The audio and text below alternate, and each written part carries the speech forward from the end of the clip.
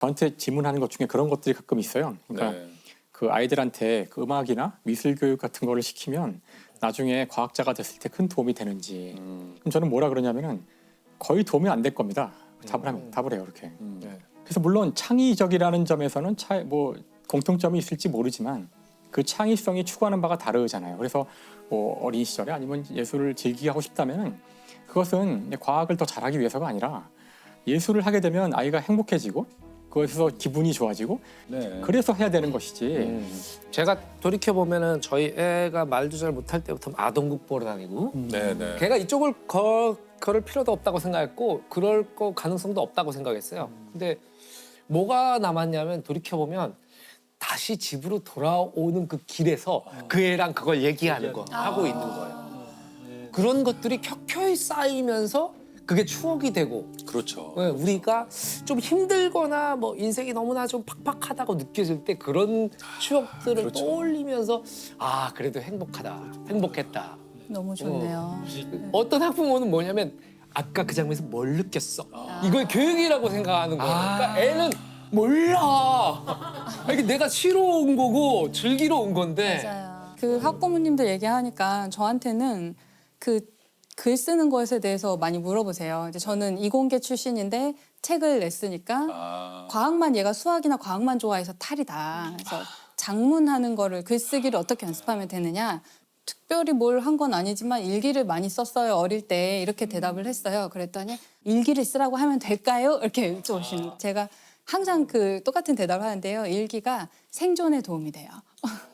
생존에? 네, 일기는 생존에. 생존에 도움이 되는 거고요. 어떤 의미에서 일기가 생존에 도움이 된다고 하시는 거예요? 지금 승무원들의 일기 같은 거죠. 그러니까 저는 청소년기 겪고 이렇게 막 중2병이 오기 시작했을 때 내가 너무 기분 나쁘고 힘들고 막 괴로웠던 일들을 일기에다 되게 많이 썼던 것 같아요. 그래서 그 당시에 제 청소년기에 쓴 일기들은 거의 데스노트 수준의 데스노트예요. 아 근데 저도 어떻게 나한테 이럴 수가 저도 그런 것 같아요. 있어요. 스스로를 구원하기 위해서 썼던 것 같아요. 네네. 그래서 그런 공개되어 있는 일기 말고 자기만 보는 다른 종류의 일기가 있어야 됐던 것 같고 그게 실제로 제가 굉장히 이렇게 어린 시절에 어려운 일들을 겪을 때 되게 많이 도움이 됐어요. 근데 무언가가 나에 대한 기록을 남긴다는 것은 미래를 생각한다는 거거든요. 맞아요. 희망이 없이는 일기를 쓰지 않아요. 맞습니다. 무감각과 무기력은 단지 방향을 못 잡았기 때문에 내가 지금 쓰고 있는 것이죠. 이것은 나에 대한 역사의 기록이기 때문에 나에 대한 애정이 있고 나에 대한 삶의 의지가 있는 거예요. 이거 굉장히 많은 사람에게 희망을 줄 것 같아요. 네. 왜냐하면 굉장히 지금 굉장히 힘들고 우울한 상황에 있는 사람이 만약에 일기는 쓰고 있단 말이에요. 그렇다면은 선생님 말씀을 딱 듣고 나서 내가 아직도 미래를 생각하고 있구나. 그럼. 사실 일기에는 나는 미래는 없어. 나는 끝났어. 이렇게 쓰고는 쓰고 있지만 있지만. 쓰고 있다는 것은 벌써 그럼요. 자기가 미래에 읽을 나를 상정하고 있다는 것이죠. 그렇죠. 근데 또 이런 점도 있는 것 같긴 해요. 글을 쓰고 나면은 그 굉장히 객관화돼요. 그럼요. 사실 내 이야기지만 이게 제 3자 같이 보이기도 해요. 때로는 이게 앞에 내 눈앞에 있기 때문에 어떤 일을 정말 객관적이고 제대로 논리적이고 합리적으로 생각하고 파악할 때에도 글로 쓰는 게 굉장히 도움이 돼요. 이게 감정은요 동물일 때부터 있었던 거잖아요. 그렇죠. 그래서 감정은 사실 언어 이전의 상태거든요. 네. 그러니까 언어화돼 있지 않아요. 그래서 막 우악 막 이런 상태거든요. 근데 연기도 많이 드신 것 같아요. 근데 이거를 쓰기 시작하면 왜 그렇게 되냐면 문법이 있어야 돼요. 최소한의 문법은 법칙이. 로고스의 세계고 논리의 세계거든요. 주어가 있어야 되고 아무리 정말 격렬한 감정도 쓰는 동안에 문법을 지켜서 하다 보면요 그렇죠. 조금 정제하게 되죠. 정리해 보면 어쨌든 셰클턴의 리더십과 그런 것들이 이제 발휘된 부분이었는데 리더의 덕목 2023년 버전 뭐가 있을까요? 저는 셰클턴 같은 사람이 필요하다고 생각해요. 왜냐하면 앞으로 상당히 몇 년 어려울 것 같아요. 되는 일이 별로 없고 불황이 올 것 같고 세계 경제도 어려울 것 같고 그럴 때 목표를 적절히 수정하고 그것을 구성원들에게 설득하고 견디자. 한 몇 년 견뎌야 될 수도 있다 이렇게 얘기하고 대신에 그걸 견딜 수 있는 여러 가지 즐거움을 제공해 주는 노래 리더. 앨범 들어야죠.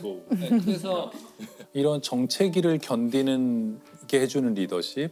저는 사실 또 한 가지 생각해 보면 누구나 자기 자신에게 셰클턴이 되어줘야 된다고 생각을 해요.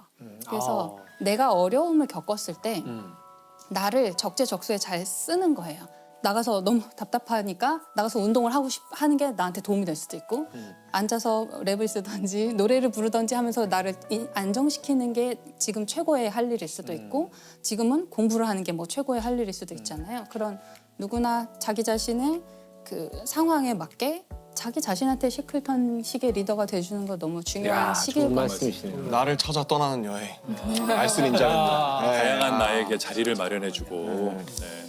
뭐 사실 좋은 리더란 셰클턴 책을 처음 읽을 때 나와요. 그들은 그 부빙에 갇혔다. 이거 뭐 굉장히 위험한 상황이죠. 그들의 행운은 유일한 행운이죠. 셰클턴이 그들의 대장이었다는 것이다.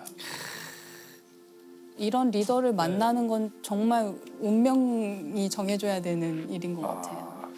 전원 살려서 돌아간다. 그거 지켰잖아요. 낭만 있다 진짜. 멋있다. 멋지다. 최고의 행운 셰클턴. 네. 네. 근데 너무 멋있다. 네. 최고의 영웅은 셰클턴이 대장이었다는 네. 것이다. 네네. 그들에게 행운인 것은 셰클턴이 대장이었다는 것이다.